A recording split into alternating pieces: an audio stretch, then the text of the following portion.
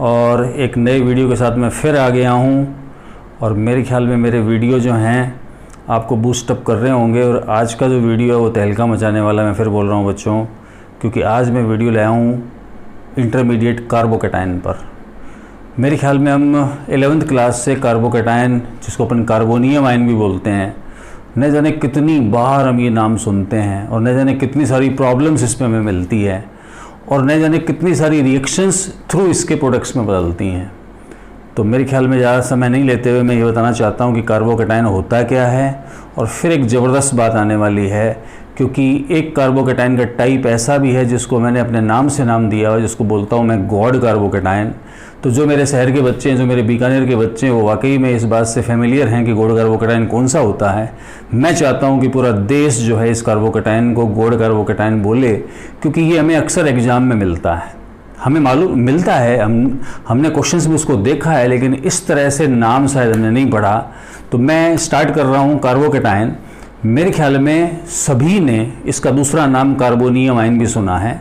और इस सब्जेक्ट को पढ़ते समय आपने एक बात सुनी और पढ़ी है कि केमिस्ट्री में जब भी किसी नाम का सफिक्स या नाम का एंडिंग ईएम से हो रहा हो, मतलब उस पर चार्ज पॉजिटिव है। और मैंने बोला कार्बोनियम आयन मतलब कार्बन पे पॉजिटिव चार्ज है। तो कोई पूछे कार्बोकैटायन क्या होता है, या सीखना है अपने को इसको कि जिस कार्बन पे पॉजिटिव चार्ज है वो कार्बोकैटायन, चाहे वो कार्बन कैसा ही हो, चाहे वो सिंगल बॉन्डेड हो, चाहे वो डबल बॉन्डेड हो, और चाहे वो ट्रिपल बॉन्डेड हो, जिस किसी कार्बन पे आपको पॉजिटिव चार्ज मिल जाए आज के बाद, मानकर चलना वो कार्बोकैटायन है।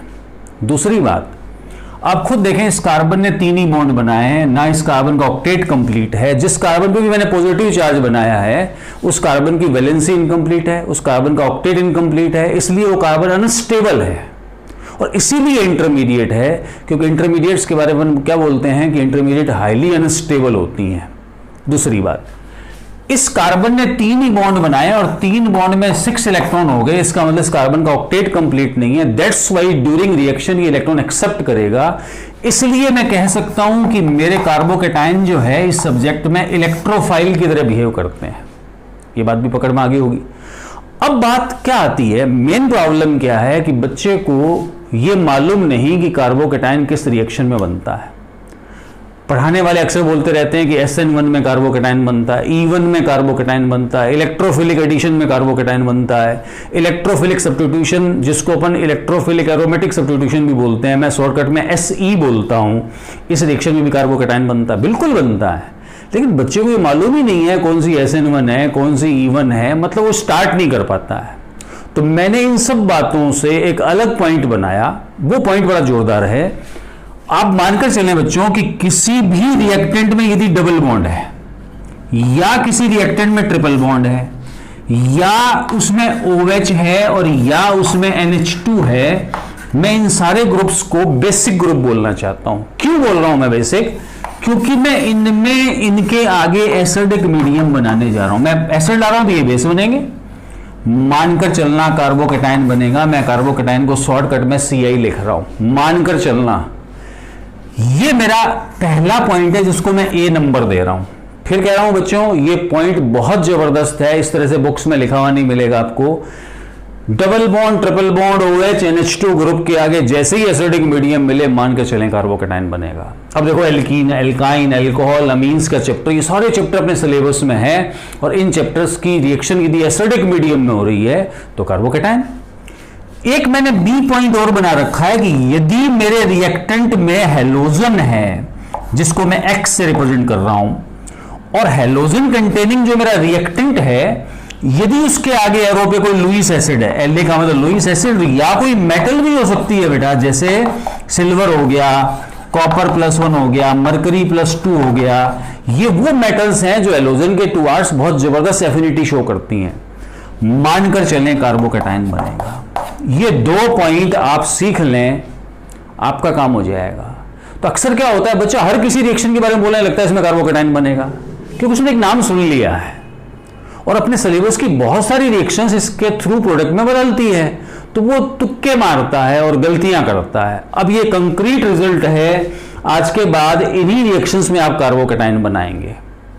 मैं ज़्यादा समय नहीं लेते हुए एक बात बता दूं कि मैं गॉड कार्बोकैटायन पर नहीं आया हूं अभी तक, मैं बताने जा रहा हूं। एक छोटी सी बात और बोल देता हूं। आप देख रहे हैं कि कार्बोकैटायन एक इलेक्ट्रॉन डेफिशिएंट स्पीसीज है क्योंकि इसमें कार्बन का ऑक्टेट कंप्लीट नहीं है। दैट्स वाई अनस्टेबल है। इसको स्टेबलाइज कौन करेंगे? इलेक्ट्रॉन डोनर ग्रुप्स करेंगे, जिनको मैं अक्सर जीओसी में प्लस MHI ग्रुप्स बोलता हूं। तो मैं कह सकता हूं प्लस MHI ग्रुप्स कार्बोकैटायन को स्टेबलाइज करते हैं, माइनस MHI डिस्टेबलाइज करते हैं। समझना सारी बात। मैं अब गॉड कार्बोकैटायन पे आ रहा हूं बेटा। ये मेरे नाम से नाम रखा है मैंने, और मेरे शहर के बच्चे इस कार्बोकैटायन को इसी नाम से जानते हैं। ध्यान रहे, जिस कार्बन पे पॉजिटिव चार्ज है उस कार्बन पे डायरेक्टली फोन लगा हुआ होना चाहिए। मैं फोन बोलता हूं इसको, मतलब फ्लोरीन, ऑक्सीजन, नाइट्रोजन। जिस कार्बन पे पॉजिटिव चार्ज है उस पर यदि फोन आ गया, डायरेक्टली बोल रहा हूं, मानकर चले वो गॉड कार्बोकैटायन है। और अब मैं बोलने वाला हूं कि ये कार्बोकैटायन बहुत ज्यादा स्टेबल होता है। ये इस कार्बोकैटायन से भी ज्यादा स्टेबल है। ये इस कार्बोकैटायन से भी ज्यादा स्टेबल है। मैं फिर बोल रहा हूं, इनसे भी ज्यादा स्टेबल है। अब आखिर ऐसा क्यों? एग्जाम्पल देखो। मुझे इतनी सी प्रॉब्लम मिलती है, समझते जाना, फिर बोल रहा हूं, सीखना है, याद नहीं करना। मुझे ये 2 कार्बोकैटायन मिल गए, मान लो। आपने क्या देखा कि फ्लोरीन मतलब हेलोजन, उस पे लॉन पेयर, इसके पास वेकेंट ऑर्बिटल।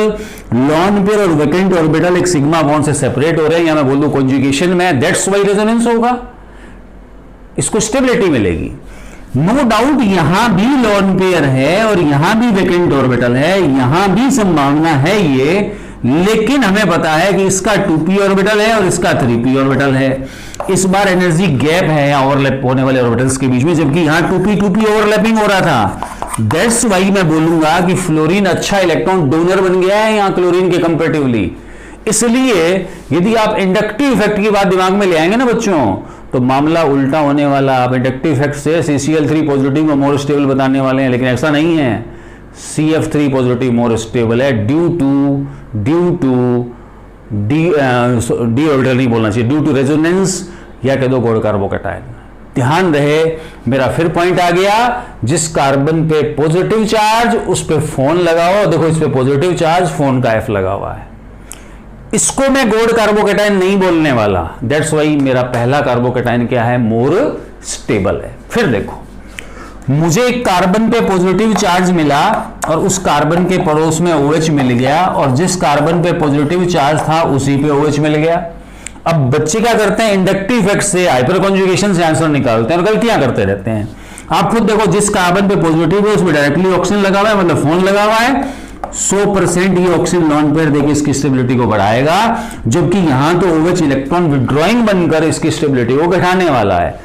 दैट्स वाई इन दोनों में से ये मोर स्टेबल है। मेरा पॉइंट पकड़ में आ गया होगा। ये लो, एक शानदार एग्जांपल मैं और ले रहा हूं, जिसमें मैंने बेंजाइलिक कार्बोकैटायन लिखा और उसको इस तरह से लिख दिया। ये लो, समझाने के लिए मैं इस तरह से लिख देता हूं, यहां फ्लोरीन लगा दिया, फिर मैंने बेंजाइलिक कार्बोकैटायन लिखा और मैंने यहां क्लोरीन लगा दिया। अब हमें पता है जब रेजोनेंस होगा तो ये इलेक्ट्रॉन यहां जाएगा, यहां पॉजिटिव आएगा, ये यहां जाएगा, यहां पॉजिटिव आएगा। जैसे ही यहां पॉजिटिव आएगा, क्या पॉजिटिवली चार्ज कार्बन पे फ्लोरीन नहीं आ गया? मेरा फोन का F आ गया। इसमें भी रेजोनेंस से यहां पॉजिटिव और यहां पॉजिटिव आना है। जब यहां पॉजिटिव आएगा तो नो डाउट यहां लॉन पेयर कॉन्जुगेशन में है, लेकिन ध्यान रहे फ्लोरीन वाला रेजोनेंस ज्यादा अच्छा होगा। देयरफॉर इन दोनों कार्बोकैटायन में इसकी स्टेबिलिटी ज्यादा है। मेरे ख्याल में ये बातें पकड़ में आ रही होंगी। बहुत शानदार बातें फिर बोल रहा हूं मैं बोर्ड के सामने से हटता हूं ताकि आप स्क्रीनशॉट लें और आपकी मेमोरी में ये बातें हमेशा के लिए रहें। मैं कुछ और एग्जाम्पल्स भी लेके आ रहा हूं, समझते जाना, सीखते जाना। हुआ ये कि न जाने कितनी सारी रिएक्शंस हैं जिनमें ये बनता है, हमें मालूम नहीं पड़ता। लेकिन आज मैं कुछ एग्जाम्पल लेऊंगा जिसमें इसको बनाकर दिखाऊंगा मैं, तब आपको लगेगा हाँ वास्तव में कारण ये था इनके आंसर बनने का। ये लो, मैं 1-2 एग्जाम्पल और ले लेता हूं, सीखते जाना बेटा। मुझे ये प्रॉब्लम मिली, मतलब इन्हीं चीजों को बार बार अलग अलग तरीके से लिख दिया जाता है। मुझे ये प्रॉब्लम मिली, मुझे ये प्रॉब्लम मिली, और इनकी स्टेबिलिटी कंपेयर करवा ली। अब आप खुद देखो, जिस कार्बन पे पॉजिटिव चार्ज है उस पे ऑक्सीजन लगी हुई है, यहां ऐसा नहीं है, यहां ऐसा नहीं है। तो पता है यहां तो ऑक्सीजन इलेक्ट्रॉन विड्रॉइंग माइनस है, यह काम कर रही है दोनों में, जबकि इसमें वो लॉन पेयर देगी तो वो प्लस एन का काम कर रही है। और फिर मैं बोलूंगा ये गॉड कार्बोकेटाइन है, दैट्स वाई इन तीनों में ये मोर स्टेबल है। और इनका झगड़ा आप अल्फा हाइड्रोजन से निकालें, आई इफेक्ट की डिस्टेंस से निकालें। आप देख रहे हैं 4 अल्फा हाइड्रोजन हाइड्रोकंजुगेशन टाई हो गया। अब मैं कहूंगा माइनस है यहां पास में, यहां दूर है, दैट्स वाई ये स्टेबल है इन दोनों में। तो मेरा आंसर सी, ए और बी हो गया, ये स्टेबिलिटी का ऑर्डर हो गया। ये चीजें याद करने वाली नहीं है बच्चों, इसको हमें समझना ही पड़ेगा, सीखना ही पड़ेगा। तो मेरे ख्याल में फील आना शुरू हो गया होगा गॉड कार्बोकेटाइन का। मैं एक एग्जांपल और लेता हूं, मुझे ऐसी प्रॉब्लम भी बुक्स में मिलेंगी। ये लीजिए, यहां नाइट्रोजन आ गया और अब की बार मैं सल्फर ले आया, और इनकी स्टेबिलिटी कंपेयर करने की बारी जब आती है ना, तो बच्चा फिर गड़बड़ करता है, वो आई इफेक्ट से बार बार आंसर निकाल के सारा काम गड़बड़ कर लेता है। फिर कहूंगा जिस कार्बन पे पॉजिटिव है उस पे ऑक्सीजन लगा है, जिस कार्बन पे पॉजिटिव है उसमें नाइट्रोजन लगा है, ये दोनों गॉड कार्बोकेटाइन है। ये गॉड कार्बोकेटाइन नहीं, ये तय हो गया, ये सबसे पीछे जाएगा स्टेबिलिटी में।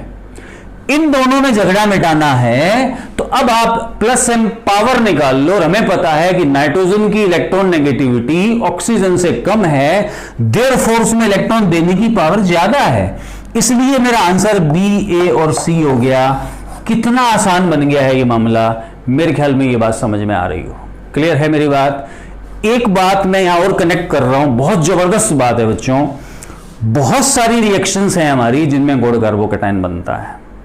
तो मैं एक बात बोलने वाला हूं, हमने एक टॉपिक बहुत डिटेल में पढ़ा है, रीअरेंजमेंट इन कार्बोकेटाइन, आइसोमराइजेशन इन कार्बोकेटाइन।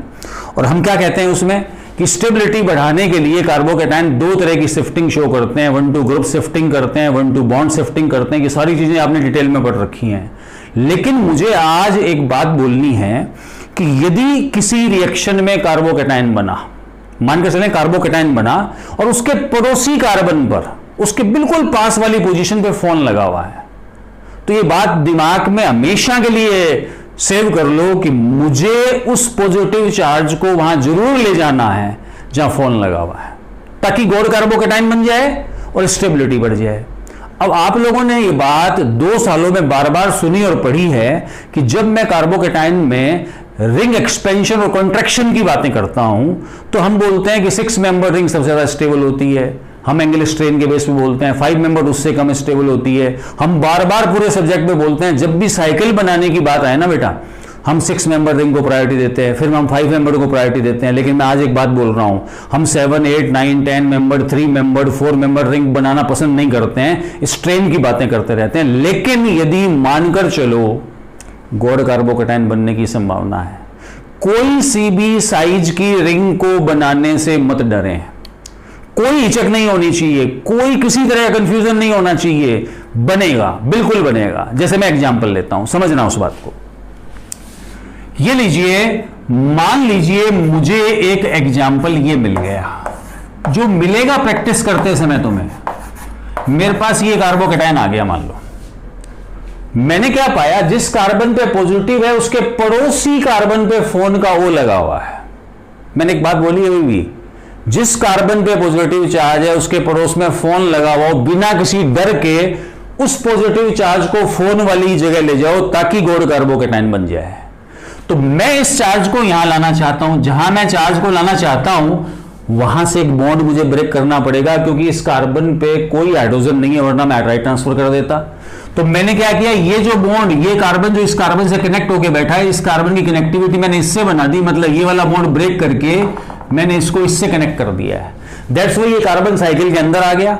आप जहां से बॉन्ड ब्रेक करते हैं वहां पॉजिटिव आ जाएगा, यहां पॉजिटिव आ गया, जहां आपने बॉन्ड लगा दिया वहां का पॉजिटिव खत्म हो जाएगा। ऐसा होते ही पता है क्या हुआ, ये कार्बन भी साइकिल में आ गया और साइकिल जो है मेरी 7 मेंबर्ड हो गई और OH जहां लगा था वहां पॉजिटिव चार्ज आ गया। अब आप खुद देखो, ऑक्सीजन लॉन पेयर देगा और लॉन पेयर देने से यहां डबल बॉन्ड आएगा, यहां पॉजिटिव आएगा, प्रोटॉन यहां से रिलीज हो गया और ये लीजिए मेरा आंसर बन गया, साइक्लोहेप्टेनॉन बन गया है। किसी तरह का डर नहीं होना चाहिए। फिर बोल रहा हूं, मैंने रिंग एक्सपेंड कर दी है, मैंने 7 मेंबर बना दी है। अक्सर अपन बोलते हैं 7 मेंबर नहीं बनानी, लेकिन गॉड कार्बोकेटाइन की ये इंपॉर्टेंस है। कोई सी भी साइकिल बना सकते हो, मैंने आपको एक्सपेंड करके बताया, मैं कॉन्ट्रैक्ट करके दिखा रहा हूं। समझना, सारी बात समझना। मेरा जो ऑक्सीडेशन का वीडियो था पार्ट फर्स्ट, उसमें मैंने एल्कीनों का ऑक्सीडेशन पढ़ाया है बच्चों, और उसमें मैंने एक रिएक्शन पढ़ाई थी हाइड्रोक्सिलेशन। अब एग्जामिनर उन रिएक्शंस को कैसे काम में लेते हैं वो समझना।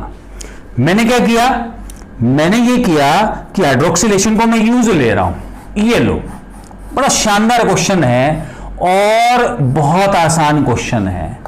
मैंने आपसे बोल रखा है किसी भी एल्कीन के आगे मुझे OH माइनस के MnO4 मिले, कोल्ड नहीं भी लिखा हुआ तो भी चलेगा, 8 का साइन नहीं होना चाहिए। बस हमारा काम क्या था भाई, कि मैंने ट्रिक बताई थी उसमें भी, आज मैं उसको काम में ले रहा हूं। कोई मैकेनिज्म मेरे काम में नहीं आती। मैंने साफ तौर से बोला था सिन हाइड्रोक्सिलेशन करने का काम करता है। सिन हाइड्रोक्सिलेशन मैंने कर दिया है। इसके आगे मुझे H+ आयन 8 का साइन मिलेगा बच्चों। देखिए आज बताया गया पॉइंट काम आ रहा है। OH ग्रुप पड़ा है, एसिडिक मीडियम आ गया, कार्बोकेटाइन बनना है। ये लो, चूंकि फार्मूला सिमेट्रिकल है, किसी भी एक OH को उड़ा दो, किसी भी एक OH को, जो जचे उसको उड़ा दो। मान लो मैंने इसको हटा दिया।